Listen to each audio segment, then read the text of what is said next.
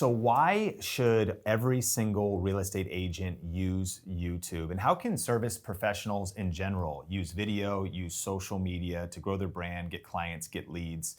I'm here today on the podcast with Loida Velasquez, who's got 85,000 YouTube subscribers. She's been an agent. She's now helping agents. She's crushing it on YouTube. She has all kinds of tips about what camera, what video strategies. And so if you want more clients and customers, even if you're not a real estate agent, you're going to love this episode of the podcast. But Loida, thank you so much for coming on the show. Thank you for having me. So give us a quick background on your journey in a nutshell. You were an agent for a few years in California. Now we're here recording in Miami. What's kind of been your story over the last couple of years? So pretty much before I got into real estate, I worked in marketing and advertising. And I remember being brand new in the business. 2015, I got my license. I had heard about cold calling, door knocking, what you got to do. And I remember going on YouTube because I wanted to know exactly what that was like. And I wasn't finding any content at all. So I saw that as an opportunity for me to put out my journey and start teaching agents. Initially, it was just me, picking up my phone, an iPhone 6, creating a video as to what I had learned that day. Maybe someone yelled at me, maybe I didn't have a best experience, but that's what I took as content for that day. And I just started posting videos. My goal was a video every single week. I decided to be consistent. I knew it wasn't going to be easy. I had no experience ever doing video or public speaking or anything like that. So I started doing that. Over time, I was still focusing on selling homes, but I saw that I started to get a following on YouTube from people that could relate to me. When I first started, there were not a lot of women talking about real estate, not a lot of people that looked like me that were my age. All you saw were older men talking about real estate, and they were coaches. They were not out there making calls or doing anything like that. So I grew my YouTube channel. I was still doing transactions, and then it got to the point that I was getting questions all the time from agents that were asking me, what scripts do you use? What diary do you use? So I saw that as an opportunity also to start creating some type of program to help agents because I saw a need for that.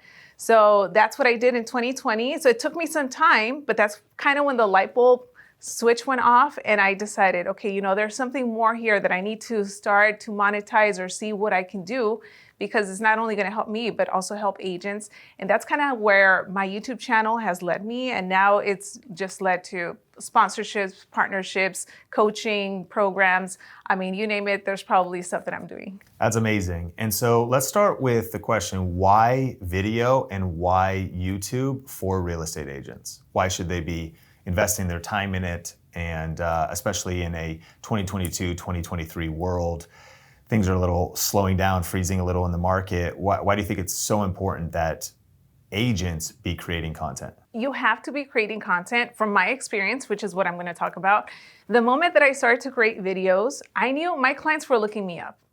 So if you didn't know me, I gave you a call, I sent you my information. What you're going to do is you're going to go on Google, look up Loida Velasquez, see what pops up. And since YouTube is a search engine, I started popping up. So any agent that is not taking advantage of that, they're missing out on this opportunity for possibly their clients looking them up and see that they are actual agents doing some type of real estate transactions, content, or anything like that. So any agent, I always say this all the time, you want to be putting yourself out on video because this is the first impression that you're going to make. And if you come across as a knowledgeable agent that knows what they're doing, that can deliver some type of value to the client, they can know 20 different agents, but the moment they see you on a screen, they're going to think like, oh, she's like a celebrity now. And that's kind of the effect that I have had with certain clients where I call them, we meet up for an appointment because they either want to buy or sell. But by the time that I get there, they feel that they have known me because they have been watching me all this time. And it just makes the conversation so much easier. Then the referrals later on come out because they tell their friends and their family, this girl, Loida, you got to watch her on YouTube because she knows what she's doing and she's a really good real estate agent. Wow, so it accelerates the currency of business, which is know, like, and trust. Yeah. People get to know you, they start to like you, they trust you. And you also mentioned it's an authority factor. You almost kind of like micro celebrity. Yeah. They're like, wow, I've seen your videos and now you're doing this walkthrough with me. And so it can help you drive ultimately more deals. But what would you say to the individual that's like, okay, but I'm terrified to get on camera. I don't have the charisma or the communication skills that you have, what's your advice for alleviating those fears and getting started when it's kind of overwhelming to put yourself out there? Yeah, I'm glad that you're bringing that up because I was exactly that person. No experience. I did not know how to talk to a camera. It was just weird picking up a camera and talking to it. Even growing up, I was a very shy person. I guess you could say I would hate speaking in public. I remember being in college and in high school, if the teacher wanted to volunteer, I would be the person that would look down to make sure no eye contact to be called on. So the fact that I'm doing this now, I mean, it just didn't happen overnight. It was a lot of practice. But what really took it for me was that I knew that if I created a video and someone watched it and it led to a transaction, that video potentially could mean a $10,000, $15,000, $20,000 commission check for me. And that was enough to motivate me to do it, even if I didn't feel like doing it, even if I was not an expert. And when I started my YouTube videos, I remember sometimes people would comment and they would say, oh, you're talking too fast, or you're not smiling. And I'm like, okay, well, I'm putting out really great information, but you're focusing on the wrong thing. But you know what? That's not going to stop me. That's not going to stop me. So what I'm going to do instead is that I'm going to take that. I'm going to watch every video that I put out to see what I can improve on. And that's how I have gotten better with my communication, making sure that when I do videos, I'm always smiling. And then at the end of the day, I feel that's a way that people have been able to connect with me. So when they meet me in person, they're like, you're just exactly like what I saw on video. Are you ready to start or grow your YouTube channel? Do you feel stuck and need help connecting the dots? Join this free web class where you'll learn the step-by-step playbook for YouTube success. We've helped thousands of purpose-driven entrepreneurs just like you grow their influence with video. Register today for this exclusive training at thinkmasterclass.com. That's amazing. And then what would you say when someone has a fear of the gear? So they go, okay, I'm gonna do it. I see the light at the end of the tunnel that I could build trust with potential clients, but also 5, 10, 15, 20K commission check. I gotta do this. How do I start? You mentioned iPhone 6 when you started. If you give people the simplest setup to start making videos and editing them, all these overwhelming details, what do you recommend? I would say get started with your cell phone. Nowadays, every single phone has 4K capabilities, so you don't need to spend hundreds of dollars on a camera. I did my first 2 years on YouTube just using my iPhone 6, so it was nothing crazy, nothing fancy. I was gonna be consistent posting, but once I was at that 2-year mark, I was like, you know what? I have been consistently doing this. I'm gonna invest in a camera because I want the quality to get better. So that's when I invested in a camera. But if you're just getting started, I would say with your phone and just purchase a microphone.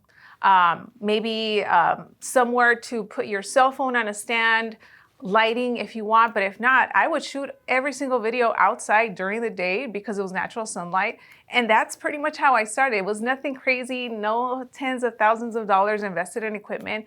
And I feel that nowadays that's what stops a lot of people from actually getting started, because we see so many videos, even myself. I mean, you guys put out so much great content on cameras and equipment that we think we need to go and purchase all of this to get started. But in reality, just with your phone is a great beginning. That's a really good point. And we also will link up in the show notes, whether you're listening on audio or on video, the YouTube description, some of our best, simplest videos for accessorizing your smartphone. I agree. You get a little smartphone stand, plug-in mic, and there's different ones. You could get kind of like almost like a podcast mic with a stand, or just a lav mic like we're using to record this podcast. So we'll link those up in the show notes if you're looking for the gear.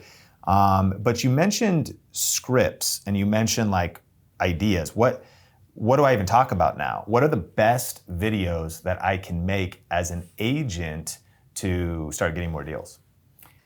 Start creating content around where you live. People want to know what it's like where you live, the pros, the cons, the shops, coffee shops, interviewing the places that you frequently go to, because chances are that the owners or the workers have already seen you and you can already start building those relationships. So I tell agents, if there's a coffee shop that you're always going to, see if they're open to doing a quick interview where they talk about their shop, how long they've been there, what they offer. Because now that's a great way for you to build that connection with that owner. Then that owner can share that video to their network and they're gonna be super excited. It's free marketing. So that's a great way for you to get started and get known within your community. Along with that, tips on, like I said, when you list different things, the pros and cons. But the community, I feel, is the one that would really establish any agent, easy to do. You just actually have to go out there and do it. It's amazing. Well, you heard it now. You got to punch fear in the face and press record. You got to just grab your smartphone. The why is for sure, especially in a highly competitive market. I think, how can you be anti-fragile in recessionary times, in times when transactions are maybe going way down? Someone's still going to be doing the deals. Yeah. The most known agents, the most seen agents, the ones that have the most trust.